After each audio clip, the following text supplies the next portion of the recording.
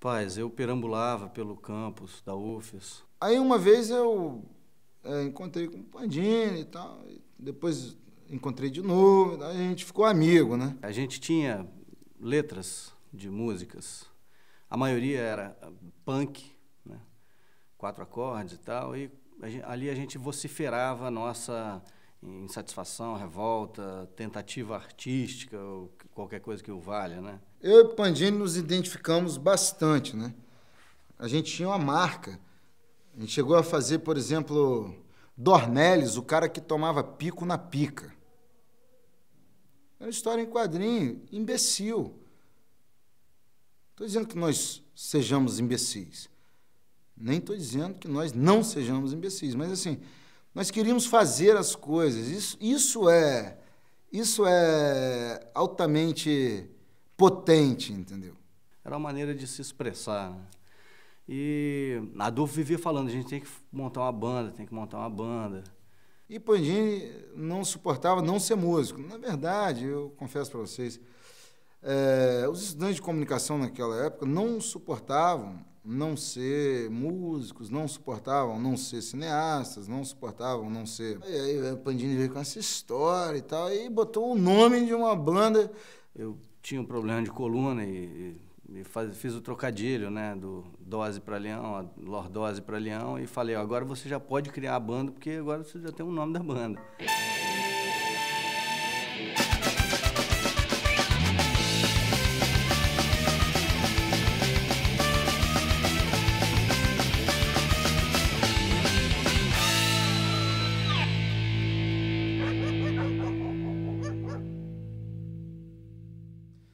Rapaz, tinha um grupo musical lá em 1989, era um grupo com uns amigos, e a Companhia 95, a gente queria tocar no rádio.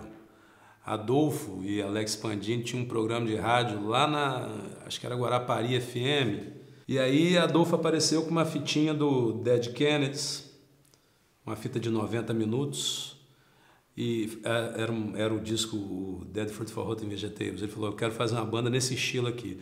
Falei, beleza, naquela época eu queria fazer uma banda psicodélica, né? Eu queria ser o Pink Floyd, capixaba, sei lá. Mas eu falei, a gente pode fazer, a gente pode produzir isso aí para o Adolfo, e aí a gente consegue a penetração na rádio.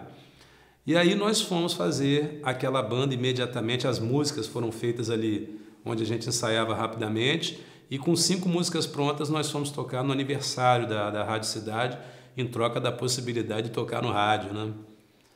E aí foi quando começou o Lordose. O Pandini não foi, eu me lembro na época desse show tava Capitão Inhaca, André, Humberto, Adolfo e eu. O Adolfo me emprestou uma máquina Olivetti lindíssima da década de 40, do avô dele, e eu, num momento de muita distração, né, acabei perdendo a máquina do Adolfo. E eu fiquei muito constrangido de falar para ele que eu tinha perdido aquela preciosidade. Acabei não indo no show. Só que foi assim, acho que foi bom não ter ido, porque os caras tomaram até pedrada, né? Eu acabei me livrando de levar uma pedrada. Mas... parece que tinha um problema aí com que o Pandini não pôde ir ao primeiro show, né? Então quem assumiu tudo era o Adolfo. Adolfo cantava. Eu ficava lá na bateria, o Alexandre, que era o capitão, ficava no baixo, o André e o Humberto nas guitarras, e eu ficava gritando para Adolfo no momento que ele tinha que entrar, porque ele não tinha noção absoluta de em que momento ele deveria começar a participar na música. Então, tinha inclusive uma gravação na época, numa fita que foi gravada na rádio, que aparecia lá atrás, vai Adolfo, vai Adolfo, vai Adolfo. Acho que era Adolfo que falou comigo numa aula de psicologia social na UFS. Ei, Zé, pô, tá uma banda aí, Lordose pra leão. Ah, bom, cara, faço o som, toco trompete. Ah, pô, massa, trompete, não sei o quê. Zé é uma pessoa difícil, né? Tanto que bateu uma porta na hora que eu falei dele. Né? Ele nem vai gravar hoje, foi embora. Né? Pessoa difícil, né? Jogou suco em mim em grilo, por exemplo. Eu lembro muito de quando o Sérgio entrou na UFS, e era um cara assim, onde ele aparecia, ele era notado, porque era um cara que estava sempre cantando pelos corredores. Eu ia, né, tava na cantina, eu vi o cara passando cantando, tava na sala, passava o cara no corredor cantando, eu ia pro bar ali na Rua da Lama, daqui a pouco vi o cara cantando, eu falei, pô, esse cara é o cantor, né? Quando eu entrei na UFES, existia os tais banquinhos paralelos ali do CCJE, e ali rolavam os violões e tal, e eu cantava. Acho que Caê falou na hora, porra, bicho, Serjão aí, cara, cantando pra cacete. Falou com o Pandinho, põe no Lordose. Ele, porra, bicho, Lordose já tem 2 vocalistas já. Eu vi Serjão cantando, bicho. Eu falei, pô, esse desgraçadinho aí podia entrar na nossa banda, porque, pô, eu e o Pandinho não sabemos cantar. A gente quer ter uma banda, mas não sabe cantar, né? Diferente de Pandinho, o Adolfo ficou me perseguindo na Rua da Lama, pedindo para eu cantar umas músicas lá. O Serjão dormia na lama, na calçada, né? Na época. Eu não o conhecia. Eu falei, pô, cara, canta Cartola aí pra gente. E aí, mais que depressa, o Adolfo chamou ele para cantar no Lordose.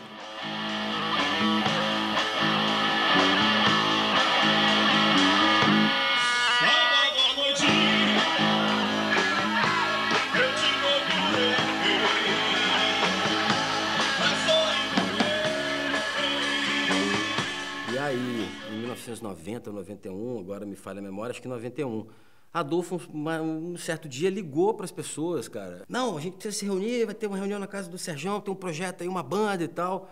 Vamos lá, vamos lá, vamos lá. Quando eu vi, eu estava no terminal de Vila Velha. Que ele chamou, bicho, pelo menos uns 5 guitarristas, uns 3 baixistas. Ele chamou Zé Renato, que chamou mais uma turma que tocava com o Zé Renato na Escola Técnica Metais, chamou um cara do violoncelo. Todo mundo meio sem saber o que era, cara.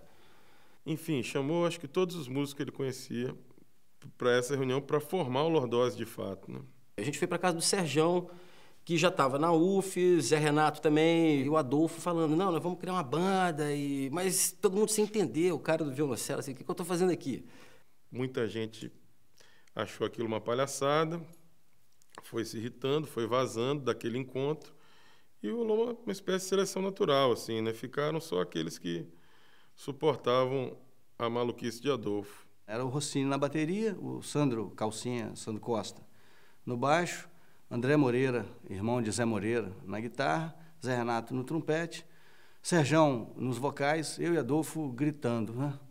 E a gente foi fazer o show no CCJE, na cantina do CCJE. Nessa noite, inclusive, a gente usou como pretexto para conseguir os equipamentos que a gente estava inscrevendo o Lordose para Leão como um dos trabalhos a serem apresentados no Enecom de BH em 92.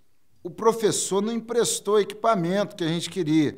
A gente falou, pô, tem um encontro de estudantes de comunicação, vamos inscrever um trabalho, nosso trabalho será uma banda de rock. Tentou passar essa conversa no Júlio Martins, então coordenador do curso de comunicação, para ver se ele emprestava uns microfones. Ele não caiu na conversa fiada. O professor não concordou conosco, que não quis emprestar um equipamento qualquer, sei lá, uma mesa de som. E o que acontece? Nós ficamos chateados. Isso foi no dia 25 de junho de 1992. E o Júlio ficou sabendo que a gente ia tocar e ele, de picardia, ele tirou a energia da cantina, que ia alimentar os aparelhos ali ao ar livre. A gente, para que a gente pudesse tocar, nós resolvemos entrar dentro de uma sala do CCJE. E foi ótimo, porque deu uma acústica, né? Tinha uma música, chamava Joãozinho, era um cara babaca. E aí, no calor do show, trocou-se o nome para Juliette, era um cara babaca, fazendo homenagem, né? E aí ficou o nome da música assim. Juliette era um cara babaca, ele tinha expressão de maraca. Juliette... Mas, de certa forma, foi um protesto ali. O Lordose começou realmente nessa contravenção acadêmica, assim, uma bobagem, mas talvez se a música se chamasse Joãozinho, não tivesse dado essa repercussão que Juliette teve. Aquilo amplificou, né? Aquilo deu mais peso, né? Deu uma carga maior ao som, e as pessoas assistiram meio que bestificadas, porque todo mundo foi lá achando que ia ouvir uma coisa. E, de repente, a gente estava lá tocando músicas com letra própria, com uma carga de originalidade que talvez não se esperasse. E foi uma coisa meio de transe, todo mundo saiu dali de dentro multiplicando isso. Eu acho que houve a ebulição de várias coisas acontecendo e o Lordose foi a que marcou. Até porque, cara, porra, imagina, em 1990 e pouco, 2, 3, agora não vou saber com precisão, Juliette se torna a música mais ouvida, sabe, na rádio, porra, na principal rádio da cidade, assim, né, a mais escutada e tal. Acho que esse foi o grande lance do Lordose. Ele foi mais do que uma banda, ele foi um grupo que liderou um movimento mesmo. Aí as pessoas iam assistir, e muitos músicos, e diziam, pô, é isso que eu quero fazer. Isso pode ser considerado até um movimento literário, musical, artístico, porque não foi só o Lordose que fez isso, teve depois outras bandas, Pé do Lixo, teve Confidentes Banguelas, teve Desritmia Cerebral, tinha muitas bandas lá também que também já refletiam esse comportamento, esse pensamento aí. A gente vinha, assim, de uma ditadura recém-rompida, poucos anos antes, mas havia ainda, né, acho que um ar, assim, no que se fazia em termos de arte e cultura no Brasil, muito libertário, muito libertador, né? Era o início dos anos 90 ali, então tinha um movimento curioso acontecendo na cena musical. Era uma renovação, né? Então tinha lá os Raimundos fazendo um som pesado, mas bem sacana, não é?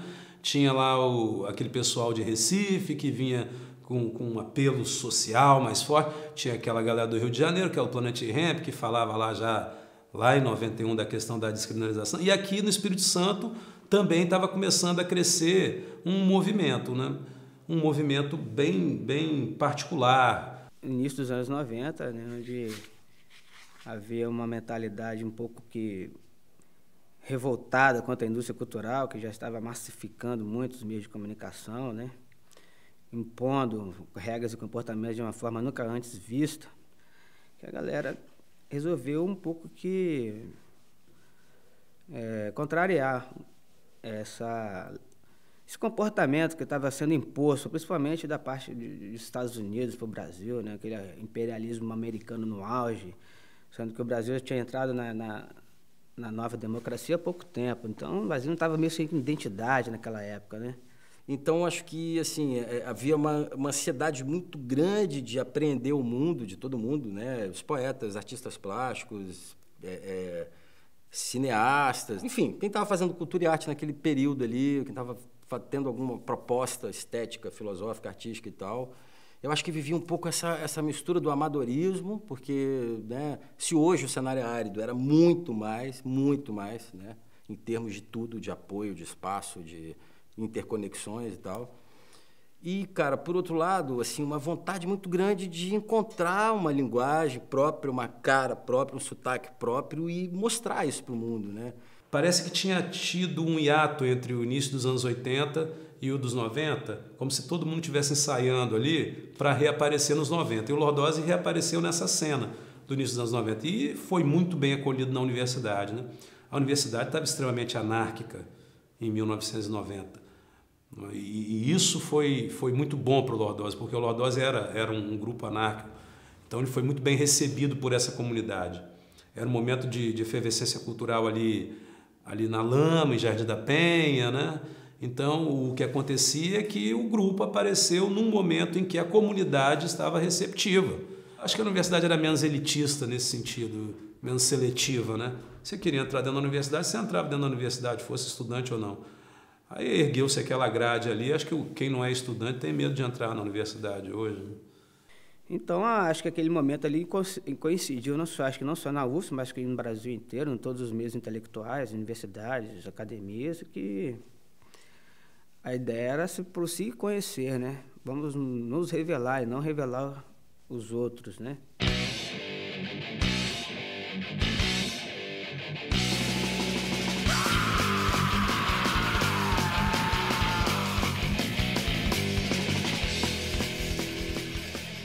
Nós tínhamos muita vontade de que o som da nossa vida fosse soado, né? Que soasse o som que a gente estava emitindo e tal. Muitas bandas faziam um som para o público, mas eles tinham suas letras, tinham o seu algo mais guardado.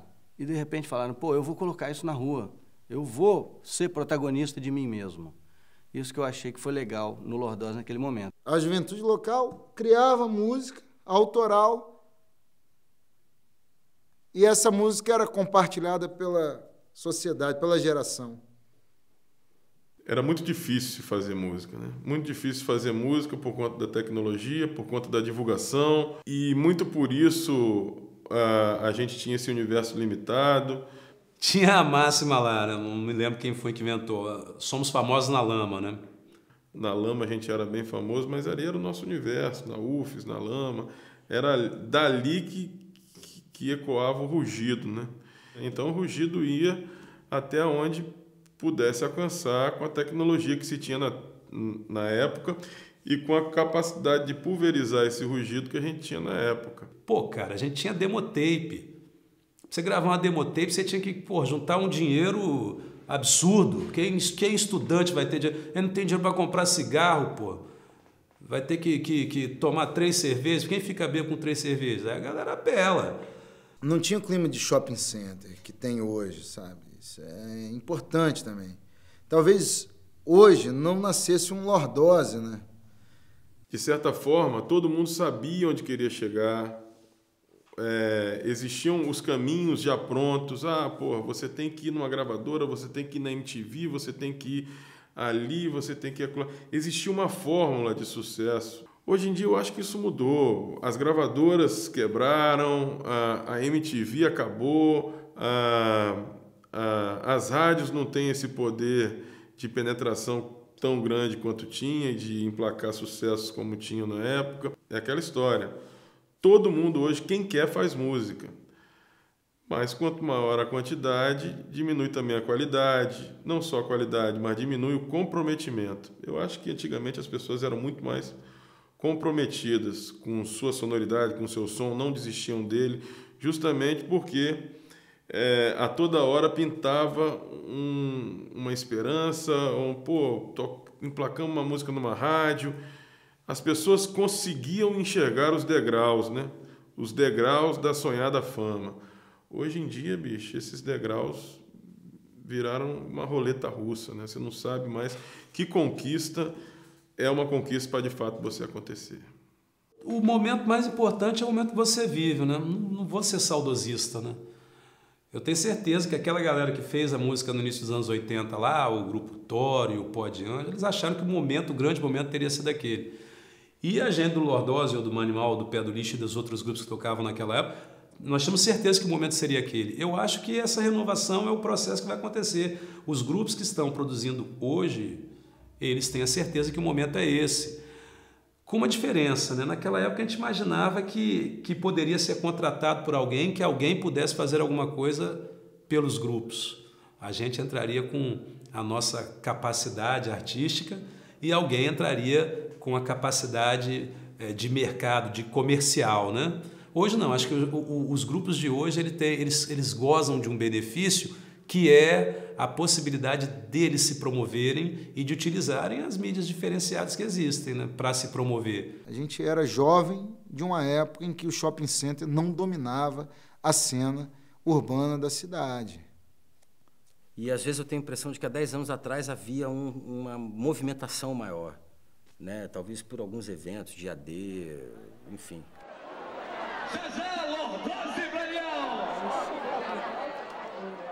O Rock Lama foi um negócio muito marcante, assim. Poucos shows de rua foram tão bons como o Rock Lama. O palco ficava um pouco mais à frente, ali naquela esquina onde tinha o Argentino. E o palco ficava dali virado para a rua, para a avenida. Anísio Fernandes Coelho, né? E a gente no palco, a gente via gente até aquela rotatória lá na frente da primeira praça. Quer dizer, era muita gente, cara. Eu lembro de um dos últimos shows que eu participei ali na Lama. A gente era popstar, cara. A gente desceu dali, sabe? E tinha 100 e tantas pessoas querendo vir falar conosco. Gente que nos conhecia, gente que não nos conhecia. Isso te deixa meio, né? De repente as pessoas iam ver o show do Lordose, queriam saber sobre o Lordose, não é? Queriam perguntar para mim quem eu era. Falei, pô, como é que eles vão começar a perguntar quem eu sou, rapaz? Eu não sou ninguém, bicho, eu estou tocando lordose aqui. Agora, isso criou uma expectativa no grupo, né? Acho que todo grupo tem essa união, que a gente se reunia e falava muito sobre isso. E era muito bom, né, bicho? Porque havia uma perspectiva muito grande de se ganhar dinheiro com um grupo de rock, né? E ninguém queria ganhar dinheiro de rock para constituir família nem para comprar apartamento, né, bicho? Então, quer dizer, a gente ia ganhar dinheiro para promover uma diversão em níveis que nós jamais poderíamos imaginar. Hoje eu vim aqui especialmente para ver o Lordose para Leão. Vitória quase tornou-se a capital, uma das principais capitais do rock do Brasil, devido a esses eventos grandes, né? O dia D1 e o segundo foram... o Lordose tocou para mais de 20 mil pessoas. A Fafi também tinha os festivais, a prefeitura, os principais shows eram tudo com bandas locais e o movimento era muito, muito, muito interessante mesmo. Eu acho que agora nós temos um momento de nichos. Os nichos não estão sendo capazes de promover eventos daquele porte. Eu não gosto de falar de poder público, mas obviamente que as políticas culturais de outros estados são muito mais poderosas do que a política cultural que a gente tem aqui. Você não vê um Detonautas tocando lá no Planeta Atlântida, da mesma forma que você não vê um Bideobaldi tocando no Rock in Rio, que são dois grandes festivais, um do Sul, outro do Rio de Janeiro. Mas você vê o Bideobaldi abrindo lá para shows internacionais no Sul e você vê o Detonautas abrindo shows grandes aqui no Rock in Rio.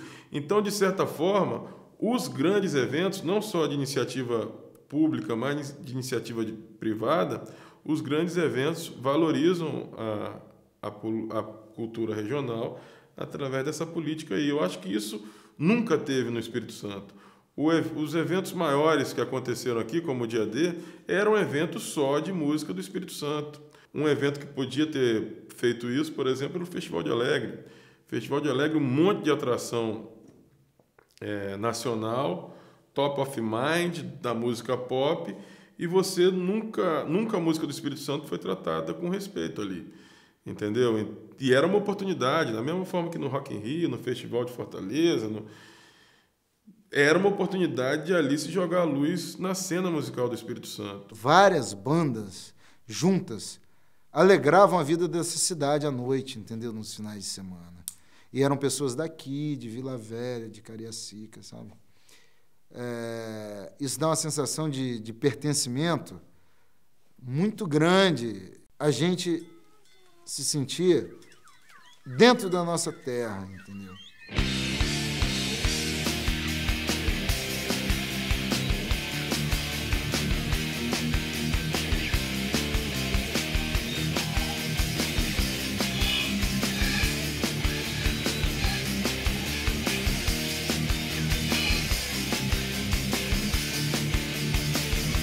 Aí a gente foi gravar o disco no Rio de Janeiro, em Botafogo. Falar a verdade, até nisso o Lordose foi muito amador, porque era uma época que a gente tocava demais. Toda sexta-feira a gente tocava. Sexta-feira era dia de show do Lordose. Na Lama, na UFES, sempre tinha um show. E a gente pegava o final de semana, porque todo mundo trabalhava, para viajar para o Rio de Janeiro para gravar. Só que você imagina, né? Chegava no Rio de Janeiro cansado de viagem, de ressaca e rouco, porque todo mundo tinha gritado na sexta-feira e tinha que gravar o disco naquela situação. De ressaca, rouco e ainda com as 7 horas de viagem de Vitória para o Rio, de ônibus. A gente levava, em média, 20 horas para chegar no Rio de Janeiro, saindo de Vitória até o Rio de Janeiro, acho que são 500 quilômetros, né? 400. A gente levava 20 horas, então entrava aquela caboclada toda dentro da van, de uma besta, naquelas... E a gente, então, ia para o Rio de Janeiro, sair daqui 6 da manhã para chegar lá 20 horas depois. Porque, bicho, sempre tinha aquela história. Não, vamos parar para fazer um lanche, né? Uma caixa de cerveja. Né? Aí alguém, já tinha sacado que toda parada era o esquema. Porra, bicho, preciso dar uma mijada. E embolava de novo. Não, agora vamos parar para almoçar. Porra, bicho, estou com uma fome, café da tarde. Então a viagem era muito boa. O Zé Ramalho, de certa forma, legitimou o Lordose para Leão. O Lordose para Leão virou uma banda importante porque Zé Ramalho a reconhecia como uma banda importante dos anos 90. Zé Ramalho colocou o Lordose no cenário nacional. Nas entrevistas dele, ele citava o Lordose, citou o Lordose no Jornal do Brasil, na revista Veja. Onde ia o Zé Ramalho nessa época, ele levava o Lordose a tiracolo. Eu sei que a gente ia ao Rio e as pessoas conheciam a gente e tal, mas nunca rendeu negócio e tal. Tinha uma certa dúvida entre o Lordose e o Charlie Brown Jr. A gente começou a ter um contato maior com a realidade exterior, né? Que não era aquele mundo maravilhoso da Lama e da UFES apenas. Eu pensei, pô, tá vendo? Não tem jeito, cara. Ou a gente vai continuar tocando nas garagens, no alternativo, ou a gente vai parar. Porque para ganhar dinheiro, para viver disso, não vai dar, não. Mas a verdade é o seguinte, a banda sempre foi muito avessa a qualquer tipo de profissionalismo, é muito adepta ao desbunde mesmo. E os empresários que chegavam eram todos também amadores e tal. Tinha um papo de que a Sony, na época a Sony estava procurando bandas novas. Não? Então a gente competiu com outras bandas, cara, que são ditas por aí, na época no circuito nacional, que estavam à procura de novos talentos. A gente chegou a entrar em gravadora para tentar a vaga. A gente disputou com aquela galera de, tipo, Charlie Brown Jr., disputou com o Planet Hemp, com Rapa. Só que esses caras, apesar de Planet Hemp falar de maconha, era mais fácil de controlar do que o Lordose. O Lordose era muito revoltado, né, bicho? Muito rebeldia mesmo. Como o Lordose nunca quis ser profissional, sempre quis ser porra louquice, então estamos indo na porra louquice até hoje. Quem quiser que seja assim, me aceite rebelde ou não me aceite, né? Mais ou menos por aí. Acho que foi em 98, com o disco já lançado, entramos numa turnê junto com a banda Tiroteio de São Paulo. Aí tivemos acesso a Rio de Janeiro, a São Paulo e as outras coisas. É o seguinte, você produzir tudo bem, mas você tem que estar em loco, senão você não consegue fechar nada, perde os contatos e ficar esperando não rola, você tem que estar lá. Uma gravadora, o casting dela tinha vagado, estavam 18 artistas, vagou um, e tocamos no Rio de Janeiro, no Sérgio Porto, e o olheiro dessa gravadora foi lá, que era Maio Odeon, né? E começou a conversar com a gente, fazer o contato, estreitar. Veio a Vitória, participou com a gente, viu o ensaio, achou legal, fomos para São Paulo, arrumou um show em São Paulo, tocamos em São Paulo também várias vezes. Fomos a uma reunião no escritório central principal da gravadora e falaram, acho que está procurando uma banda fora do eixo Rio, São Paulo, Brasília, para compor o casting, uma banda de rock que seja diferente, alternativa e que atenda um público novo, um segmento de mercado que está rolando agora. E na época, o Raimundo tinha acabado de lançar, que é de Brasília e tudo, roda de banda Catapulta da Bahia, que você citou, e eles procuravam isso, estava um negócio certo, só que estávamos no Espírito Santo. Assinaram com essa tal banda, essa banda foi o Charlie Brown Jr., que era de Santos, e nós estamos aqui. O Lordose não tinha... não era bem administrado, né? Era muita opinião, era muita coisa. O Adolfo falava isso. Não, eu quero sair da minha vida tradicional e cair no rock and roll e me sustentar através do rock and roll. Acho que como todo mundo comungava da mesma vontade. E quando a gente viu que isso não ia acontecer, se sentiu fracassado nesse sentido, bicho. A gente não vai nunca viver de rock, principalmente no mercado dentro do Espírito Santo, sem investir, sem se comprometer mais em buscar outros caminhos. Só que foi um fracasso saboroso, porque a gente experimentou um pedacinho da parada. Então, era muito engraçado porque tinha uns caras que eram seguidores fiéis do Lordose. E aí, quando o disco foi lançado, o primeiro disco foi lançado, Os Pássaros Não Calçam Rua, eu me lembro do primeiro comprador, porque o disco chegou numa loja que eu tinha, né, que uma namorada minha tinha. Então chegou o primeiro disco lá, e aí apareceu um daqueles caras lá, suado, né, bicho? E o cara suado, empolgado, que ele ouviu no rádio que o disco tinha saído e que já estava lá disponível para se comprar. E ele foi correndo. Eu falei, pá, como é que esse cara vem correndo aqui para comprar um disco que eu fiz, bicho? Eu conheço o Serjão, conheço o Cuba, conheço essa moçada toda, a Adolfo. Ninguém quer comprar nada com esses caras. Eu não quero nada que eles fizeram.